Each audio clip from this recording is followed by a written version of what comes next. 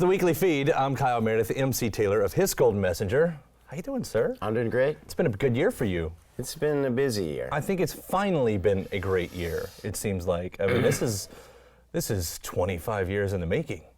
Yeah, it sometimes feels like that has been a long road, and I don't know, it's just been really fun. It looks a lot different from the inside. I'm sure it does. I'm sure it does. Well, Lateness of Dancers, the new record, was easily one of my favorite records of last year. But it seems like it's really kind of sparking out there, and I don't know if signing up to a bigger label has done it, or if it's just that your name is finally getting around here in the States, where people elsewhere have known you for a long time.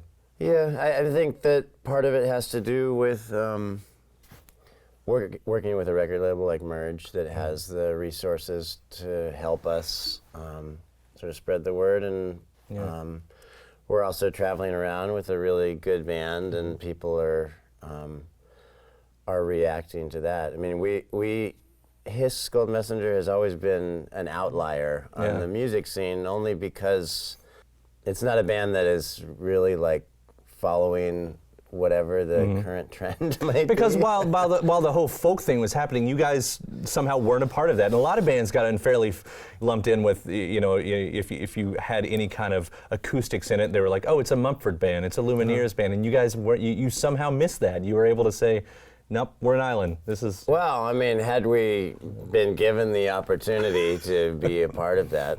Yeah. Who knows? But I mean, take the money. Honestly, like there have been a lot of musical sort of genre movements that I've seen come and go in my time as a musician, and of course, part of that is always like, you would like to be talked about in those discussions when everyone is getting all worked up about whatever the latest flavor is. But honestly, I'm glad that it's. No, then you get pigeonholed. Yeah, I'm glad it's played out. I'm glad it's played out like it's playing out now. There is something about your band, or about the moniker or whatever, and it's kind of interesting because it's not like you're new to music. You've been doing this since the 90s, and in other versions, other incarnations, other bands.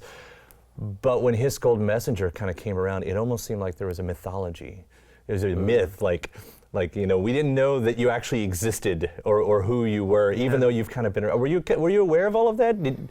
Did you help to project that image at all? I don't know that was done intentionally, but there was a certain point, even after His Golden Messenger had started, where I sort of hit the reset button, just because, I had made a big move from California to North Carolina, which is where I live now. I live in Durham. And I just was kind of at loose ends. Like, I had made many records with previous bands. I had made even at least one record under the name His Golden Messenger, but just nothing had clicked. So I sort of felt like I was powering down whatever I was doing with music. I didn't know what was going to happen, other than I'm always compelled to write songs.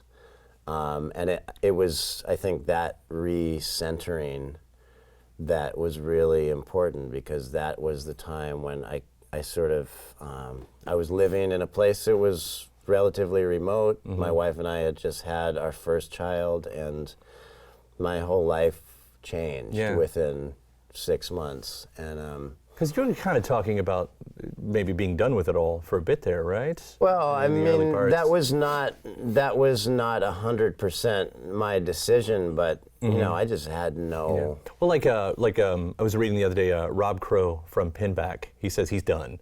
He said it's fiscally irresponsible for his psyche and his family to continue being a musician. And I know that there's a level that you have to cross over. You have to make that jump before you can kind of pull it off. It's definitely not for the faint of heart. Yeah, that's for sure. I mean, it's hard. I mean, I'm lucky in that His Golden Messenger right now seems to be appealing to a really broad swath. Like, the sort of age range of people that show up at our shows is kind of perfect. It's what, as someone that's in my late 30s, it's the perfect audience demographic. Yeah. You know what I mean? Because it's people that are in their 20s and people that are in their 60s and like everything in between. Yeah. So.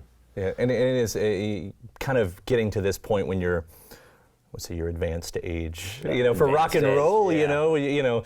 Long in the tooth. Well, I look at rock and roll and I guess the popularity, much like sports, you know, like a lot of folks, most folks, if you're going to make it famous, you make it famous young, you know, and when you start getting more and more notoriety, but, you know, here you are coming up on 40. Yeah. I mean, the Hisco Messenger, you know, certainly for me, it's the relationship that I have with the music is very personal, which I think most people would say about the art that they make, but really, as we were talking about a minute ago, like when I sort of hit the reset button and started writing these songs that eventually became the album Bad Debt, although those songs were not intended to be a record, it was just me trying to write songs and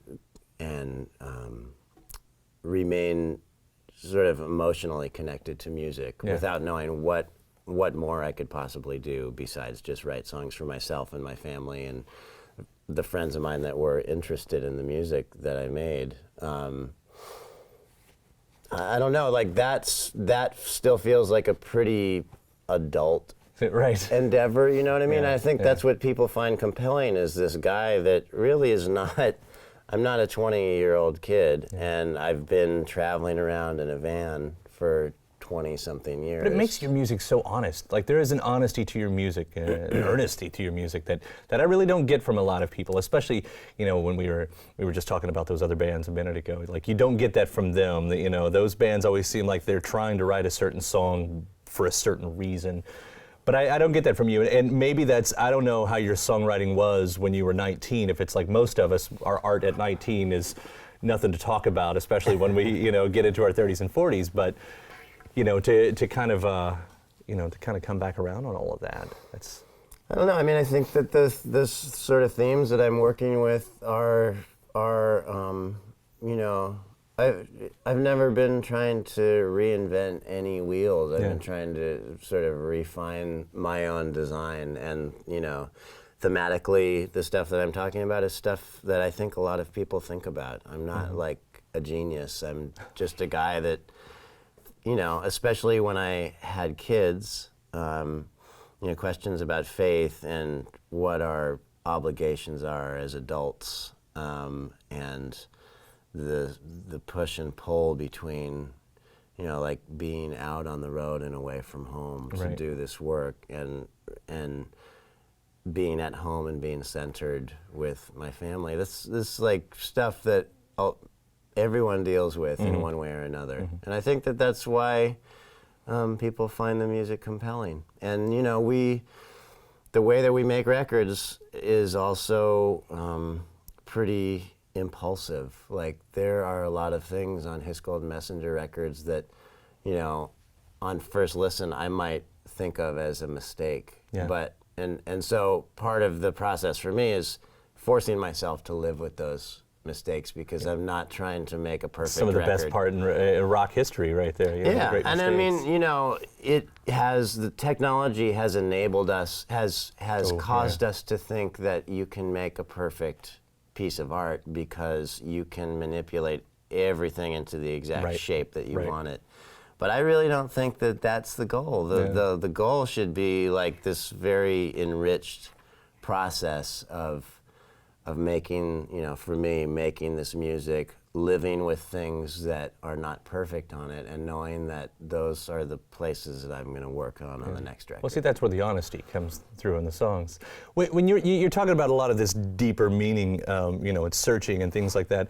Were you the type of kid that thought the adults had all the answers, that I'm going to get to an age and I'm going to figure it out, and now here you are, you know? I definitely had a lot of, I definitely did actually think about that a lot. I don't know that I've ever actually talked about that before, but I was convinced when I was little that when I got to a certain age, maybe 18, someone was going to give me right there. Someone was going to, my parents were going to come and say, okay, here's how it is. Right.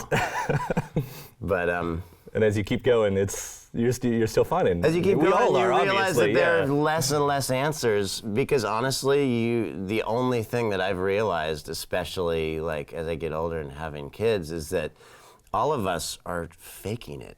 We're totally faking it. Sure. You know, like You just keep going forward and hope that you can keep going forward. you just try to do good work and be happy and be positive. But you know, like all the questions that my children ask me every day, like there's a small fraction of them that I actually know the answer to. Yeah, then so that my only. It's only going to get worse as they get older into school too. By the way, I know, man. I know. And then one day there's going to be the sex talk, and Yeah. you know it's going to be all of that. I know.